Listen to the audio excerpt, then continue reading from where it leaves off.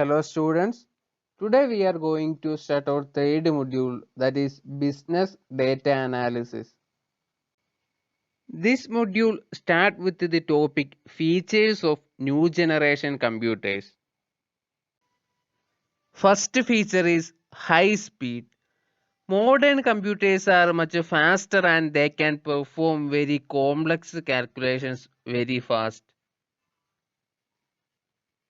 The speed of the computer is not expressed in terms of seconds or milliseconds, but it is expressed in terms of microseconds or nanoseconds, because a powerful computer is capable of performing about 3 to 4 million simple instructions per second. നമുക്കറിയാം കമ്പ്യൂട്ടറിലൂടെയൊക്കെ calculations ഒക്കെ വളരെ fast ആയിട്ട് തന്നെ ചെയ്യാൻ സാധിക്കും. അതുപോലെ തന്നെ കമ്പ്യൂട്ടറിന്റെ speed micro seconds or nano സെക്കൻഡ്സിലാണ് പറയുന്നത്. കാരണം ഒരു 3 to 4 മില്യൺ ഇൻസ്ട്രക്ഷൻസ് വരെ ഒറ്റ സെക്കൻഡിൽ ചെയ്യാൻ കമ്പ്യൂട്ടറിന് സാധിക്കും.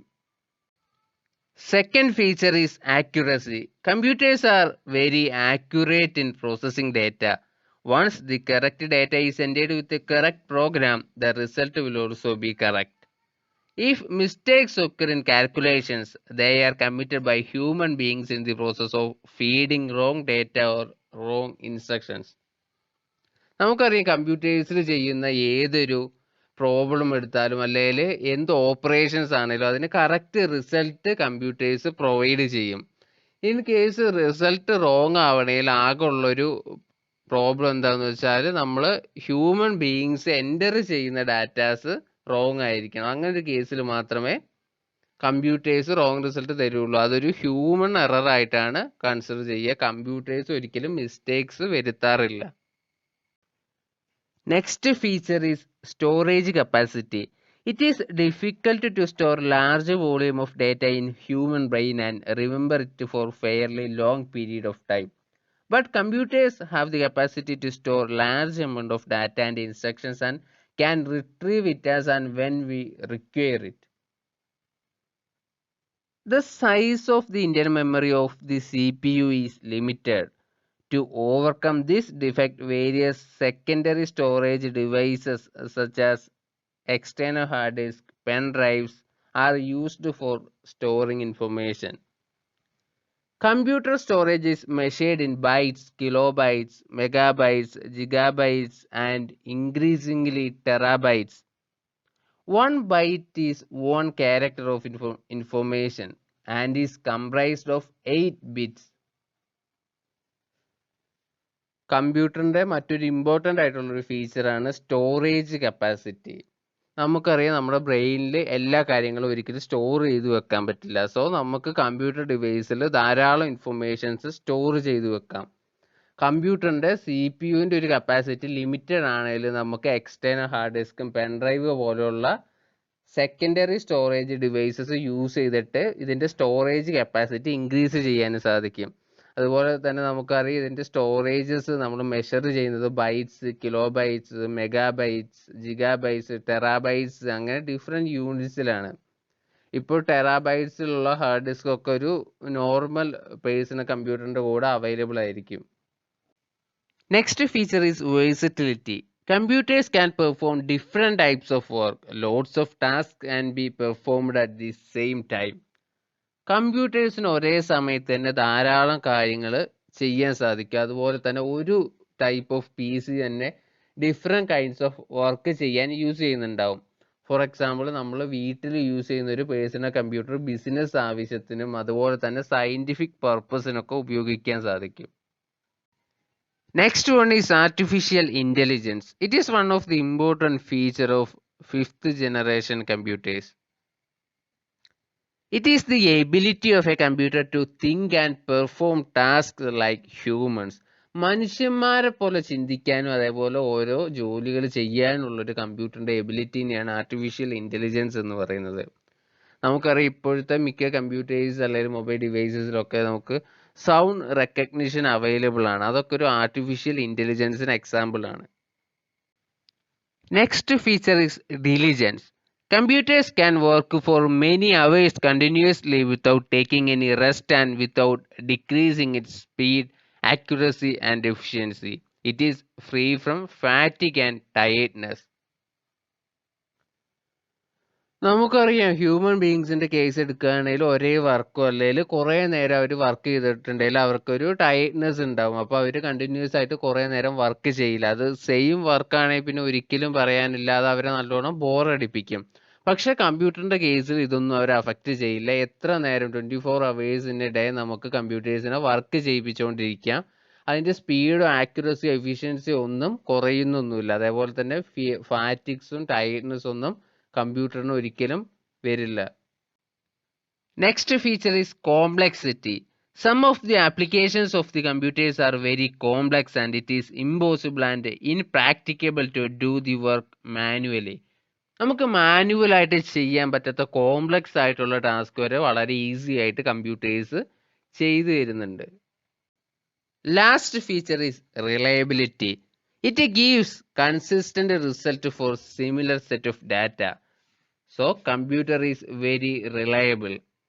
നമ്മൾ ഒരേ ടൈപ്പ് ഡാറ്റ വേറെ വേറെ കമ്പ്യൂട്ടേഴ്സിലൊക്കെ കൊടുത്തിട്ടുണ്ടെങ്കിൽ എല്ലാത്തിലും ഒരേ റിസൾട്ട് ആയിരിക്കും അത് പ്രൊവൈഡ് ചെയ്യുന്നത്. അത് കാരണം നമുക്ക് കമ്പ്യൂട്ടേഴ്സ് റിലയബിൾ ആണെന്ന് പറയാൻ പറ്റും. Next topic is data and information. Data is the unprocessed fact collected in its original form. Process ചെയ്യാത്ത കുറച്ച് ഫാക്റ്റ് ഒറിജിനൽ ഫോമിൽ കളക്ട് ചെയ്യുന്നതിനാണ് ഡേറ്റ എന്ന് പറയുന്നത്.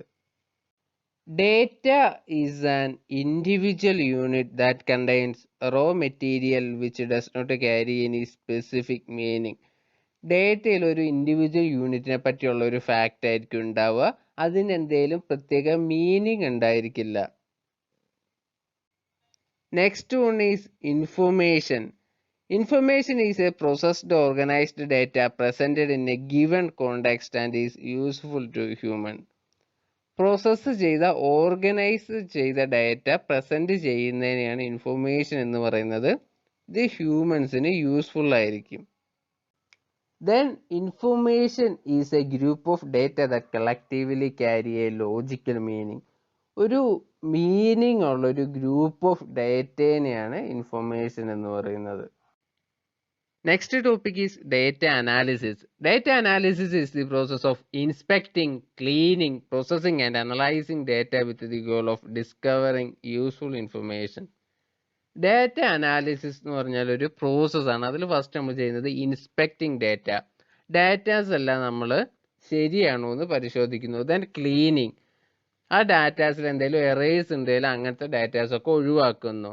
ദെൻ പ്രോസസ്സിങ്, നമ്മൾ ഇവിടെ ആ ഡേറ്റ ഒരു മീനിങ്ഫുൾ ഇൻഫർമേഷൻ ആയിട്ട് കൺവേർട്ട് ചെയ്യുന്നു. ദെൻ അനലൈസിങ് ഡാറ്റ, ആ ഡാറ്റാസ് തമ്മിലുള്ള റിലേഷൻഷിപ്പ് എന്തെങ്കിലും ഉണ്ടെങ്കിൽ അത് എസ്റ്റാബ്ലിഷ് ചെയ്യുന്നു.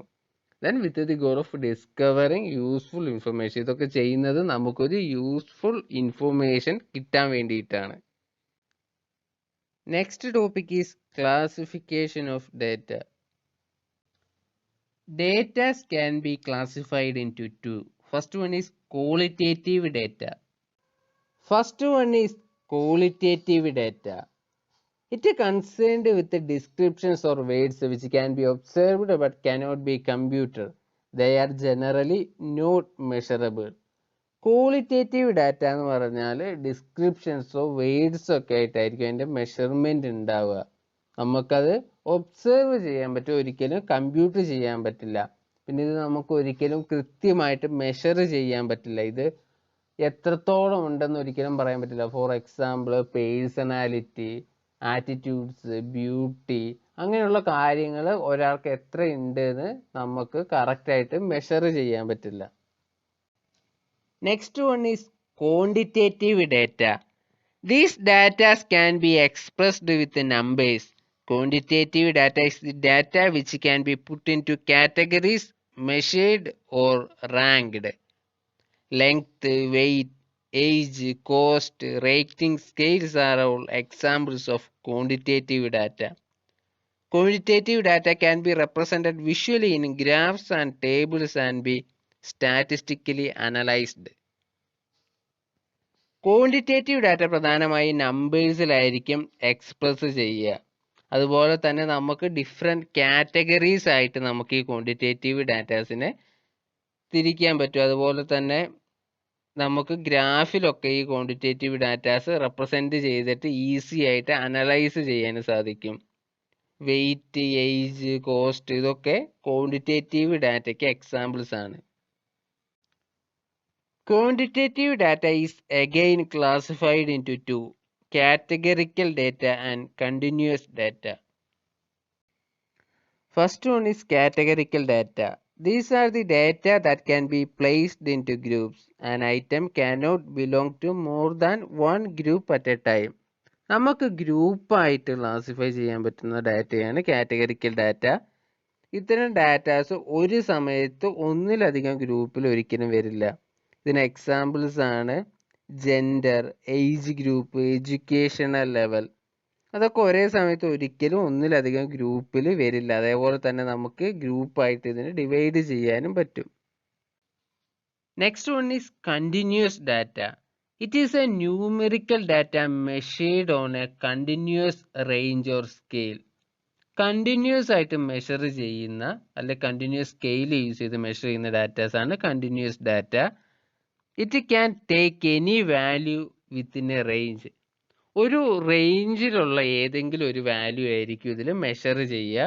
ഇതിന് എക്സാമ്പിൾസ് ആണ് height or weight of A person, temperature etcetera. ഇപ്പോൾ ടെമ്പറേച്ചർ ആണെങ്കിലും ഒരു റേഞ്ചിനുള്ളിലായിരിക്കും അത് എപ്പോഴും ഉണ്ടാവുക.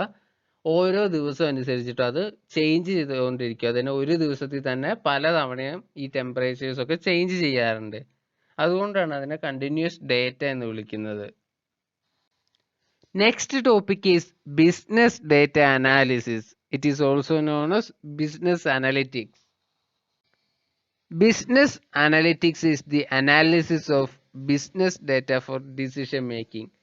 നമുക്ക് ബിസിനസ്സിൽ ഒരു ഡിസിഷൻ എടുക്കാൻ വേണ്ടിയിട്ട് ആ ബിസിനസ്സിൽ അവൈലബിൾ ആയിട്ടുള്ള ഡാറ്റ വെച്ചൊരു അനാലിസിസ് നടത്തുന്നതിനെയാണ് business analytics or business data analysis എന്ന് പറയുന്നത്. Next, business analytics is the process of collecting, sorting, processing and studying business data and using statistical models and iterative methodologies to transform data into business insights. നമ്മൾ ബിസിനസ്സിൽ decision എടുക്കാൻ വേണ്ടിയിട്ട് നമ്മൾ business datas collect ചെയ്യുന്നു, then sort ചെയ്യുന്നു, then പിന്നെ process ചെയ്യുന്നു, meaningful information ആയിട്ട് മാറ്റുന്നു, അതിനുശേഷം അത് സ്റ്റഡി ചെയ്യുന്നു. And using statistical models and iterative methodologies. നമ്മൾ കുറേ സ്റ്റാറ്റിസ്റ്റിക്കൽ മോഡൽസും കുറേ മെത്തഡോളജീസും യൂസ് ചെയ്യുന്നുണ്ട്. ഇതെല്ലാം യൂസ് ചെയ്തിട്ട് നമ്മൾ നല്ലൊരു ബിസിനസ് ഡിസിഷൻ എടുക്കുന്നു. അതുതന്നെയാണ് ബിസിനസ് ഡേറ്റ അനാലിസിസ് എന്ന് പറയുന്നത്. Next topic is types of data analysis. First one is descriptive analysis. It deals with what is happening in the business. ഒരു ബിസിനസ് ഓർഗനൈസേഷനിൽ എന്താണ് സംഭവിക്കുന്നത് എന്നതിനെ അടിസ്ഥാനമാക്കിയിട്ടാണ് ഈ ഡിസ്ക്രിപ്റ്റീവ് അനാലിസിസ് ഉള്ളത്. It is related to past and present data. Past ഡാറ്റാസും present ഡാറ്റാസും ആണ് ഈ അനാലിസിസിൽ യൂസ് ചെയ്യുന്നത്.